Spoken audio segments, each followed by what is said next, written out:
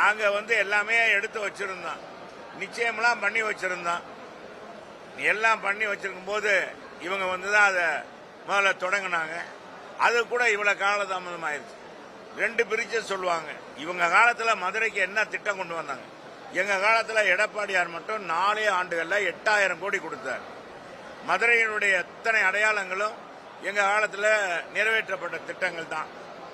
எனவே இந்த மாநகராட்சிக்கு ஏதாச்சும் அவங்க செஞ்சாங்களா என்பதை அதையெல்லாம் நீங்க தான் கேட்கணும். அதை கேளுங்க நீங்களும் கேட்க மாட்டேன்றீங்க. அதான் பணியில் முடியல. முல்லை பெரியார் கூட்டு குடிநீர் திட்டத்தை பாத்தீங்கன்னா ஏறத்தாழ 24 மணி நேரமும் இன்னும் 40 ஆண்டுகளுக்கு அது குடிநீர் பிரச்சனை இல்லாத அளவுக்கு 24 மணி நேரம் வீடுகளுக்கு கிடைக்கணும். 1 மணி நேரம் 2 மணி நேரம் இல்ல, 24 மணி நேரம் கிடைக்கணும். இதுக்காகத்தான் 39 மேல்நிலை தொட்டி கட்டப்பட்டு மொத்தம் ஏற்கனவே இருந்த 42 மேல்நிலை தொட்டி மூலமாக 82 மேல்நிலை தொட்டி மூலமாக மதுரை மக்களுக்கு 100 வார்டுகளுக்கும் தங்குதடையின்றி குடிநீர் கொடுக்கிற திட்டம். இன்னைக்கு 20 லட்சம் மக்கள் பெருக்க இருந்தாலும் இன்னும் 40-50 லட்சம் மக்கள் பெருக்க ஏற்பட்டாலும் இந்த குடிநீர் பிரச்சனையே இருக்காது என்ற அடிப்படையில் தான் இந்த திட்டம் கொண்டு வரப்பட்டது.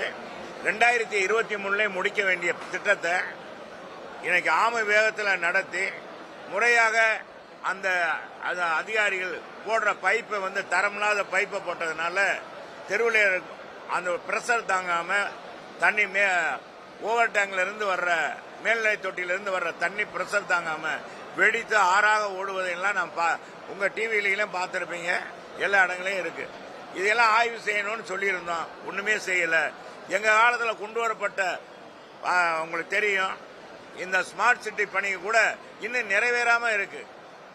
இன்னைக்கு வடக்கு பாத்தீங்கன்னா அண்ணா நகர்ல இருந்து வண்டியூர் வரைக்கும் இன்னைக்கு வரைக்கும் எந்த பணியும் நடக்கல என்பதையும் தெரிவிச்சுக்கிறேன். இதெல்லாம் ஆய்வு செய்யணும்ன்றதுதான் எங்களுடைய கோரிக்கை. இந்த ஆர்ப்பாட்டத்துடைய முக்கிய நோக்கம் இல்ல.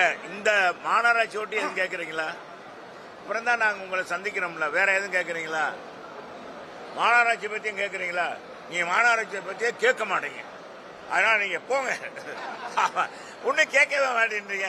ஏன் எவ்வளவு ஊழல் நடக்குது? நீங்க தான் அந்த குண்டுங்குழியில போறீங்க. ஒரு ஊடக நண்பர் செத்து போயிட்டாரு, இறந்தும் போயிட்டார் விபத்துல. மழை வெள்ளத்துல அவர் போய் படம் பிடிக்க போனவர் அந்த பள்ளத்துல இறந்து போயிட்டார் மதுரையில. அது கூட ஒரு இது கிடையாது. ஆக மதுரையில மிக மோசமாக இருக்கு. வெயில் காலம் வர வந்துருச்சு. எனவே தண்ணி பற்றாக்குறை, நீர் பற்றாக்குறை வேற வருது. வைகை டேம்ல வர தண்ணி குறைவாக இருக்கிறது. எனவே இதையெல்லாம் இந்த மாநகராட்சி நிர்வாகம் முறையாக உடனடியாக மேயர், மண்டல தலைவர், நிலைக்குழு தலைவர்லாம் எடுக்கணும். இந்த கூட்டம் நடக்கணும் என்பதுதான் எங்களுடைய கோரிக்கை. சரி வாங்க, வேற ஒன்றும் நீங்களும் கேட்கறத நாங்களும் சொல்ல போறோம். எங்களுக்கு மாநகராட்சி என்னன்னா இதுதானே. என்ன தம்பி சொல்லு தலைவரே, வேற எதுவும் சொல்றீங்களா? வேற எதுவும் சொல்றீங்களா?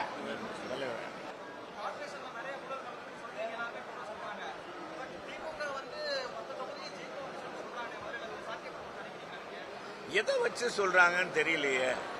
வச்சிருக்க மாவை நிறைய கொடுத்து இப்பவே அப்படித்தான் செஞ்சிருக்க. கோடை காலத்துக்கே பணம். கோடை காலத்துல இத்தனையோ கோடைகள் வந்துச்சு. 22, 23, 24, 25 எல்லாம் வந்துச்சு. அப்பெல்லாம் கொடுக்கல முதலமைச்சர். அதே மாதிரி 22, 23, 24, 25 எல்லாம் பொங்கல் பரிசு கொடுக்கல, ரூபா கொடுக்கல. இதுக்கு தான் கொடுத்திருக்காரு.